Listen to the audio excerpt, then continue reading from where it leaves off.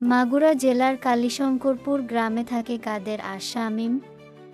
কাদের আর শামীম দুইজন খুব ভালো বন্ধু। তারা একসাথে শামীমের বাড়িতে পড়াশোনা করে। কাদের, আজকে তুই বাসায় যাবি তো?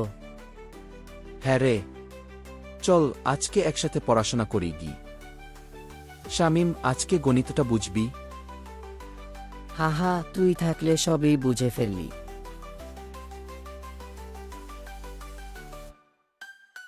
দোস্ত, গণিত হিসাবটা এখনো ঠিক মতো পারিনি। চিন্তা করিস না, আজ রাতে একসাথে পড়ব। ওরা প্রাইভেট পড়ে একসাথে বাড়ি ফিরছিল। হঠাৎ তাদের সঙ্গে ঘটল এক অদ্ভুত ঘটনা। হাওয়া একটু ঠান্ডা, চারপাশে শান্ত। হঠাৎই তাদের পিছন থেকে আস্তে আস্তে টুপটাপ টুপটাপ পায়ের শব্দ আসে। দুজনেই থেমে যায়। দেখে দূরে একটা সাদা ছায়া, যেন কারো লম্বা কাপড় উড়ছে। ছায়াটা ধীরে ধীরে তাদের দিকে এগিয়ে আসছে। যতই কাছে আসে ওরা টের পায় এটা মানুষ নয়, এটা একটা বহুরূপী শাকচুন্নি, যে ইচ্ছে করলে মানুষের মতো সাজে আর কখনো সাদা ছায়ার মতো ভাসে।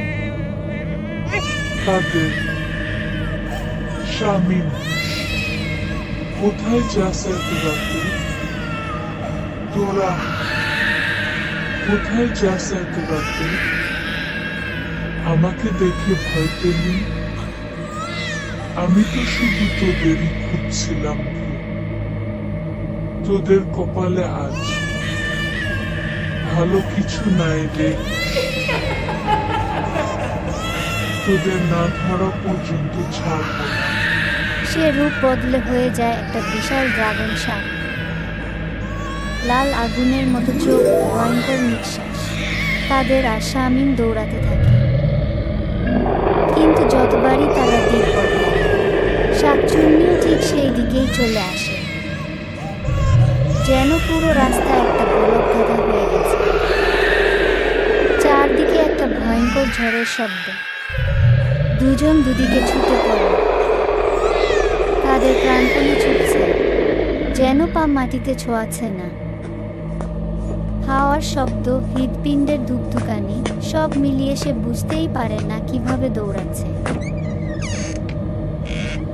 ওটা ওটা এখনো আছে, আমাকে খুঁজছে। শামীম কোথায়? সে কি বাঁচল? আমি এখানে একা কিভাবে এসে পড়লাম? আমি কি সত্যিই পালাতে পারলাম? ওটা আবার এসেছে। কাদের সেই দিন রাতে ঘরে ঢুকে দরজা বন্ধ করেছিল, কিন্তু পরদিন সকালে তার অবস্থা একেবারে বদলে যায়। চোখ ফোলা, মুখ শুকনো, তাকালে যেন কাউকে চিনতেই পারে না। কাদেরের ঠোঁট শুকিয়ে গেছে, গলার স্বর ভেঙে গেছে। সে ঠিকমতো কথা বলতেও পারছে না, শুধু অস্পষ্ট শব্দ। বাবা, আমাকে চিনতে পারছো? আমাকে চিনতে পারছো না? কাদের, কথা বলো বাবাই। কাদেরের বাবা মা দুজনেই ভেঙে পড়লেন। কাদেরের মা কান্নায় ভেঙে পড়লেন। ডাক্তারকে তাড়াতাড়ি ডাকা হয়। ডাক্তার স্টেথোস্কোপ রাখে, প্রেসার মাপে, টর্চ দিয়ে চোখ দেখে, আর মাথা নেড়ে বলে, এত জ্বর, কিন্তু কোনো কারণই পাচ্ছি না। রক্ত, প্রস্রাব সব টেস্ট স্বাভাবিক, কিন্তু ওর অবস্থা খুবই খারাপের দিকে যাচ্ছে। এর কি কোনো চিকিৎসা নেই ডাক্তার সাহেব? আমি এমন জ্বর জীবনে খুব কম দেখেছি। যেন শরীরের ভেতরে কিছু আছে, কিন্তু পরীক্ষা অনুযায়ী ও সম্পূর্ণ সুস্থ। আপনারা আল্লাহকে ডাকেন, এখন ওর জন্য দোয়া দরকার।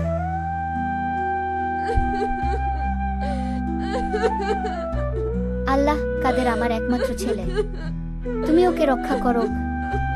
আল্লাহ, আমার কাদেরকে ভালো করে দাও। এত ডাক্তার দেখালাম, কিছুতেই কিছু হচ্ছে না। আমি এখন কি করব বুঝতে পারছি না কি। যখন সবাই কাদেরকে নিয়ে ব্যস্ত, তখন ড্রাগন রূপী শাকচুন্নি ঘরের ছাদের উপরে ঘুরছে। ঘরের কেউই তা জানে না।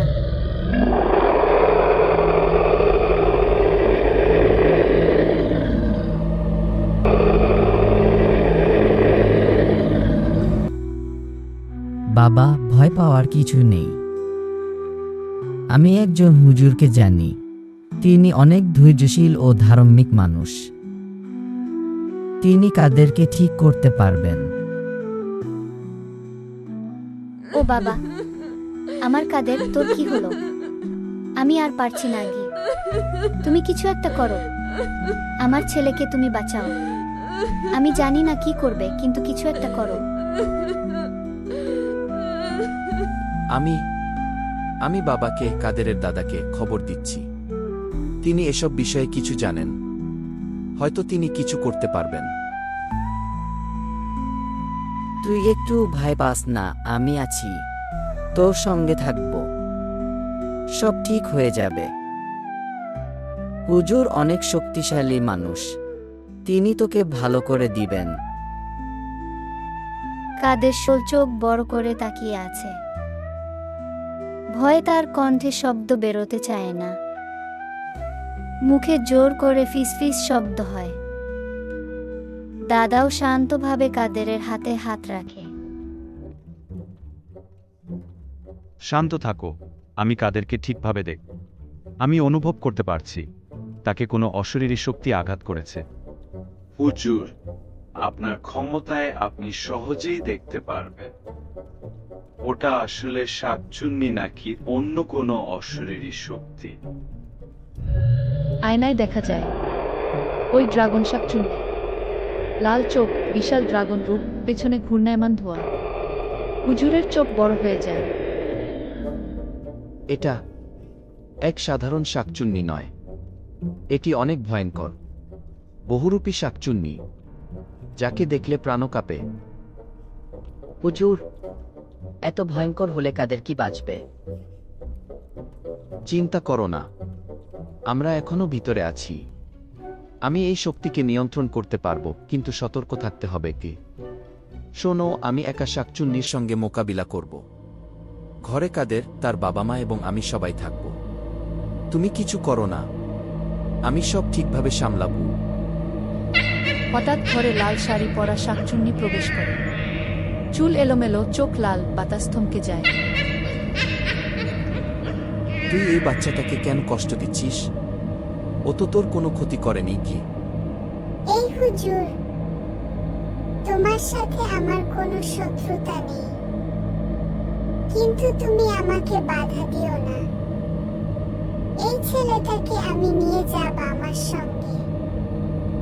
তুমি সামনে এলে তোমাকে শেষ করে দেব।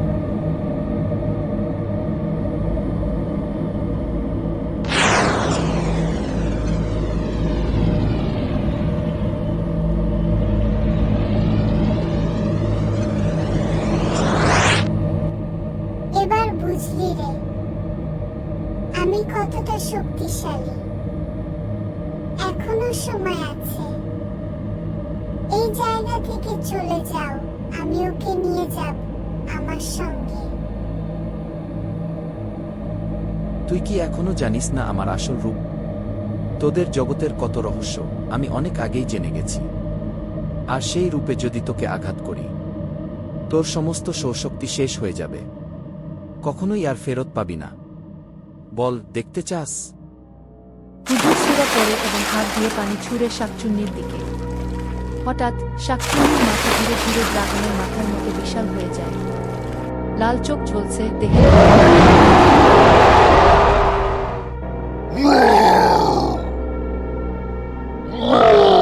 সে হুমকি দেয়, কিন্তু হুজুর প্রস্তুত।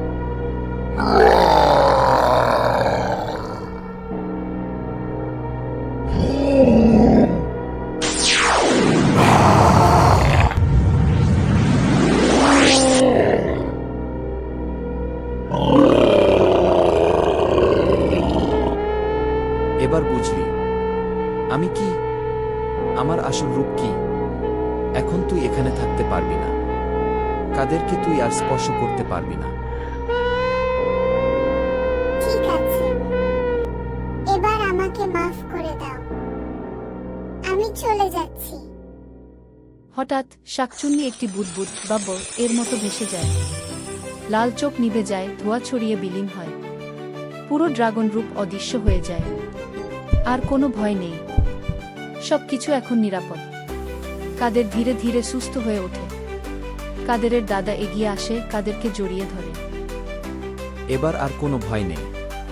আমি আছি তোমার সঙ্গে, গি।